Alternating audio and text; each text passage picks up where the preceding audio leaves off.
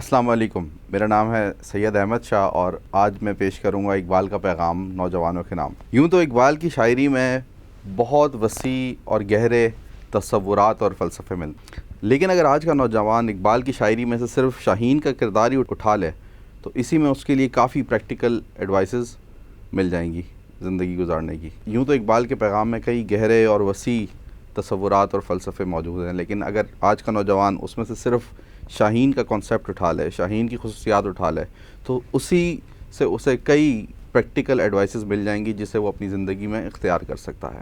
اب ہم یہ جانتے ہیں کہ اقبال کے شاہین میں کیا وہ خصوصیات ہیں جن کی بنا پر اقبال نے شاہین کا انتخاب اپنی شاعری میں کیا۔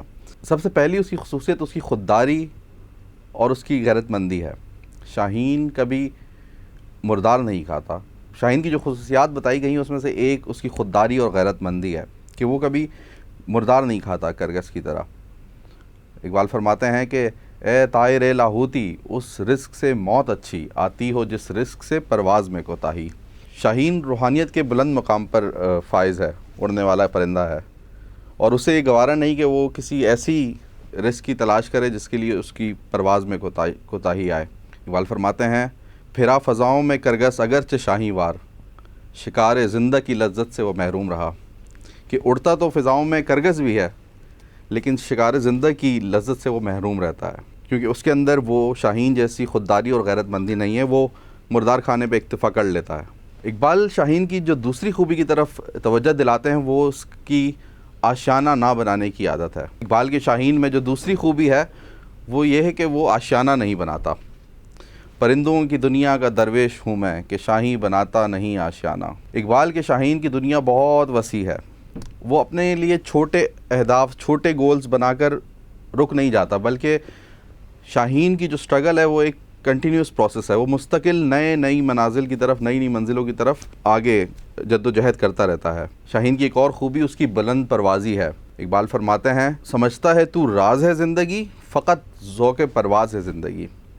یعنی یہ کنٹینیوس سٹرگل ہے زندگی جس کے اندر شاہین مستقل نئی سے نئی منازل کی طرف آگے بڑھتا رہتا ہے۔ شاہین کی ایک اور خوبی اس کی خلوت پسندی ہے۔ بیاباں کی خلوت خوش آتی ہے مجھ کو، ازل سے ہے فطرت اپنی راہبانہ، ازل سے ہے فطرت میری راہبانہ۔ اقبال کی شاہین کی فطرت راہبانہ ہے۔ وہ اقبال کے شاہین کو معلوم ہے کہ کرگسوں کی صحبت اس کی پرواز میں خلل ڈال سکتی ہے، اس لیے وہ ایسی صحبت اختیار ہی نہیں کرتا جو اس کے لیے فائدہ مند نہ ہو۔ وہ فریب خوردہ شاہین جو پلا ہو کرگسوں میں، اسے کیا خبر کہ کیا ہے رہو رسم شاہ بازی۔ افسوس صد افسوس کہ شاہین نہ بنا تو، دیکھے نہ تیری آنکھ نے فطرت کے اشارات۔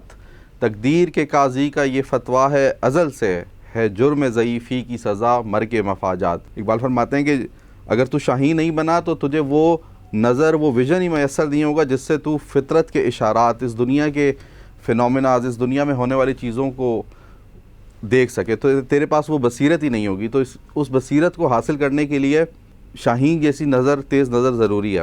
اقبال ایک اور جگہ فرماتے ہیں کہ جوانوں کو میری آہ سحر دے، پھر ان شاہین بچوں کو بالوں پر دے، خدایا آرزو میری یہی ہے، میرا نور بصیرت عام کر دے۔ اس کے علاوہ شاہین کی ایک اور خوبی یہ ہے کہ وہ سخت جان ہے، بہت جفا کش اور جد و جہد کرنے والا ہے۔